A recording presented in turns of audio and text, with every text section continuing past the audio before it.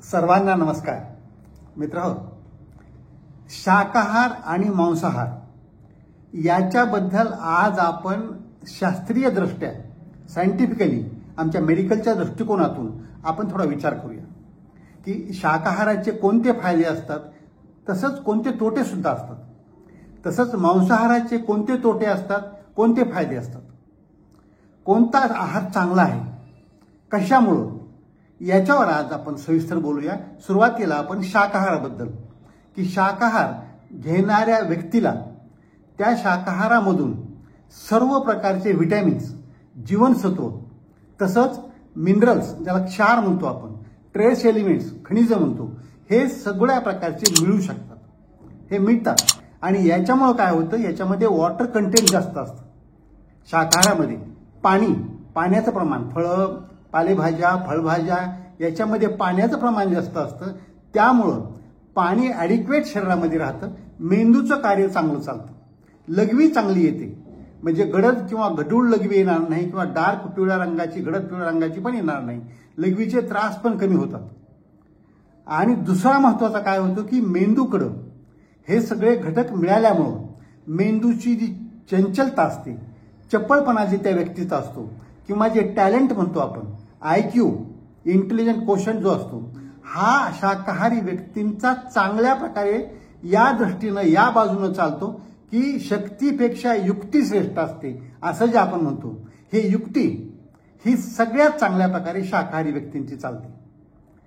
आता तुम्ही म्हणाल एखाद दुसरं उदाहरण कुठलं तरी पकडून, हे तर मांसाहारी आहेत, पण यांचं असं म्हणून कसं अगोदरच सांगतो की कुठलाही जर एखाद दुसरा अपवाद सापडला तर अपवाद हा कधीही नियम होत नसतो. म्हणून त्या अपवादाचा बहु करून किंवा त्याला पुढं करून हे चांगले जे नियम आहेत ते बाजूला आपण नाही सारले पाहिजे. फक्त याच्यामध्ये एकच काय आहे की शाकाहारामध्ये तुम्ही स्वतः जाणीवपूर्वक जर त्याच्यामध्ये ॲड केलं, त्याच्यामध्ये जर समावेश केला, तरच प्रोटीन्स चांगल्या प्रकारे मिळतात. शाकाहारामध्ये प्रोटीन्सची थोडी कमतरता असते, कारण आपण जे आता म्हटलं की फळे, पालेभाज्या, फळभाज्या याच्यात प्रोटीन खूप कमी आहे. तसंच आपला जो नेहमीचा आहार असतो, भाकरी, भात, भाजी, याच्यामध्ये पण प्रोटीन कमी असतं. फक्त डाळी ज्या असतात, द्विदल अन्नपदार्थ जे असतात, द्विदल, त्याच्यामध्ये प्रोटीन्स चांगल्या प्रकारे असतात. तर हे मुद्दाम जाणीवपूर्वक हे, किंवा आपण जे म्हणतो नट्स किंवा ड्रायफ्रुट्स, याच्यामध्ये पण प्रोटीन्स चांगल्या प्रकारे असतात. आणि मोड आलेले जे घटक असतात किंवा अन्नपदार्थ जे असतात, आपण मटकी आहे, वटाणा आहे, किंवा मूग आहे, हरभरा आहे, शेंगदाणा आहे, हे चांगले लांब लांब मोड आल्यानंतर त्याच्यामध्ये पण प्रोटीन चांगले असतात. तर हा आहारामध्ये समावेश करणं अत्यंत आवश्यक आहे, तरच प्रोटीनची भरपाई होते. नाहीतर शाकाहारी माणसांना प्रोटीन्स शरीरामध्ये कमी पडतात, ते नेहमी सब नॉर्मल लेवलला असतात बऱ्याच वेळेला. तसंच आणखी दुसरा एक लॉस आहे, तोटा आहे, की व्हिटॅमिन B12, जीवनसत्व B12 जे आहे, ज्याचा मेंदूकडे पण चांगल्या प्रकारे परिणाम होतो आणि सगळं रक्त तयार व्हायला शरीरामध्ये पण त्याचा परिणाम होतो.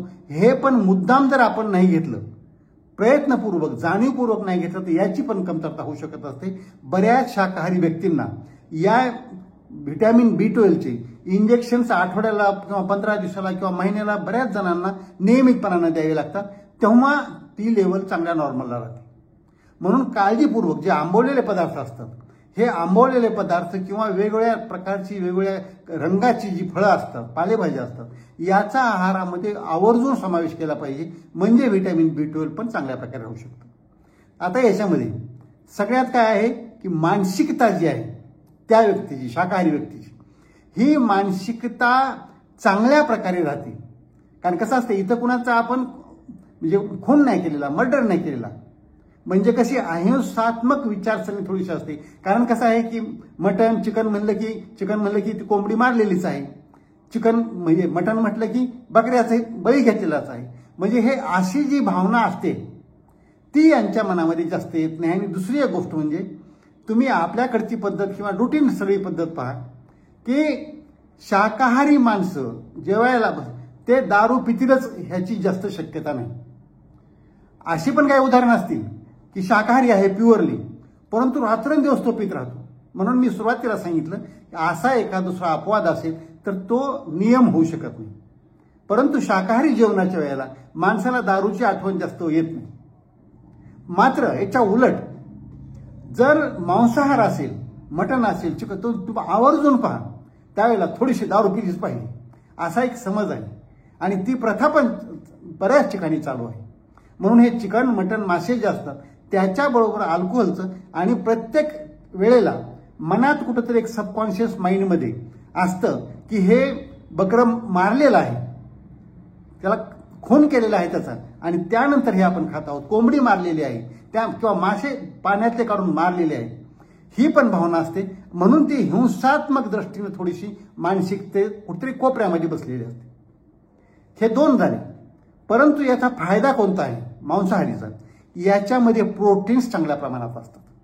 म्हणून शक्तिवर्धक, जे ताकद लागते, स्ट्रॉंग बॉडी म्हणतो आपण, स्टॅमिना म्हणतो, हे जे लागत असतं ते मांसाहारी व्यक्तीमध्ये चांगल्या प्रमाणात असतं, कारण तिथं प्रोटीन्स भरपूर असतात. इथं लोह आणि काही क्षार पण चांगल्या प्रकारे असतात, त्यामुळे रक्त वाढायला पण याच्यातून चांगली मदत होते. कॅल्शियम पण बऱ्या प्रकारे असतं. म्हणून याच्यात काय होतं की प्रोटीन्सची कमतरता होणार नाही, आणि प्रोटीन्स राहिले तर तुमची बॉडी स्ट्रॉंग राहते चांगल्या प्रकारे, इम्युनिटी, रोगप्रतिकारशक्ती पण चांगली राहते.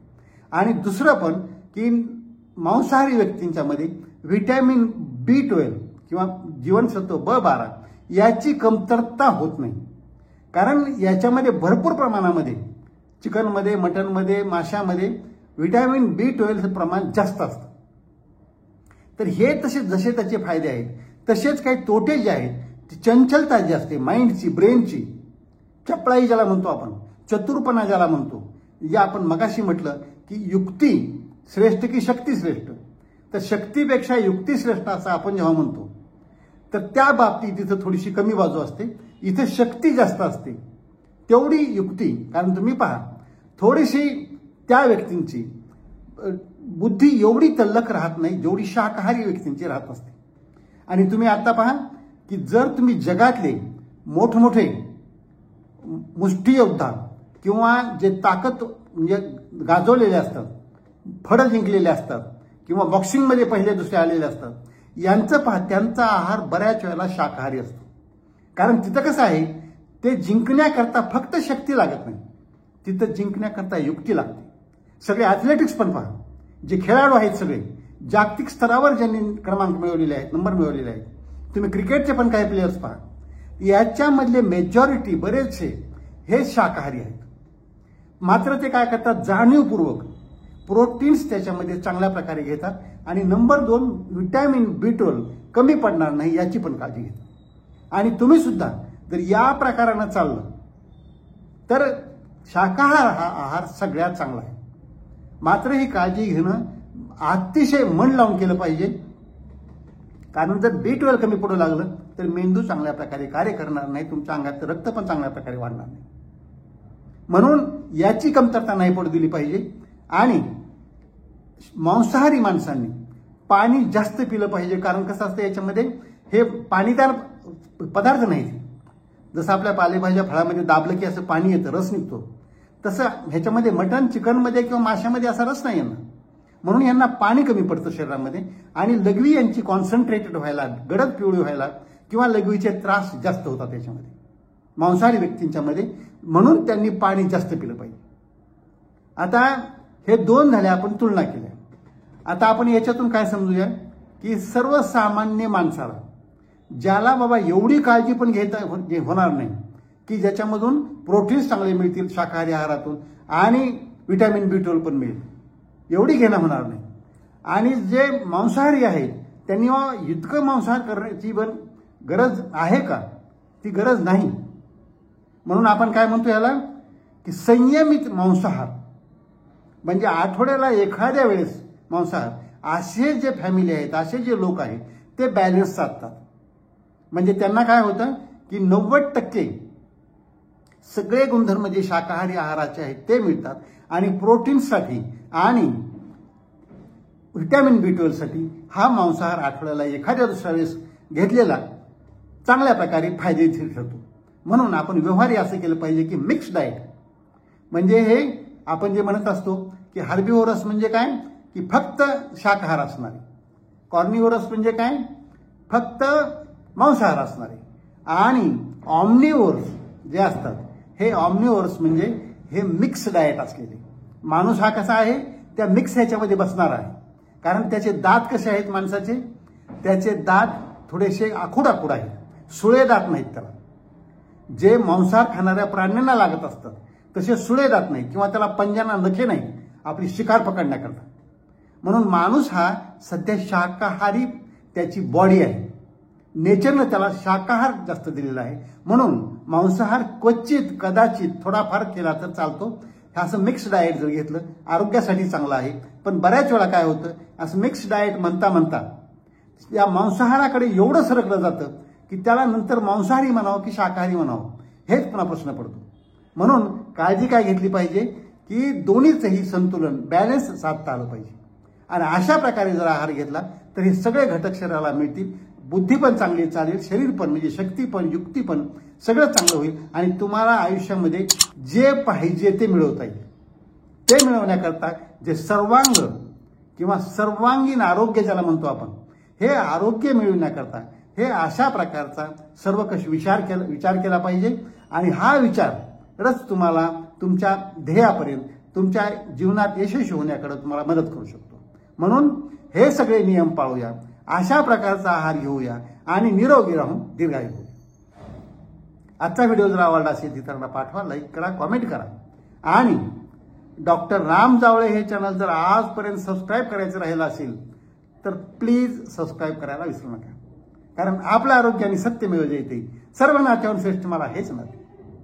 जय जवान, जय किसान, जय भारत, जय इन्सान.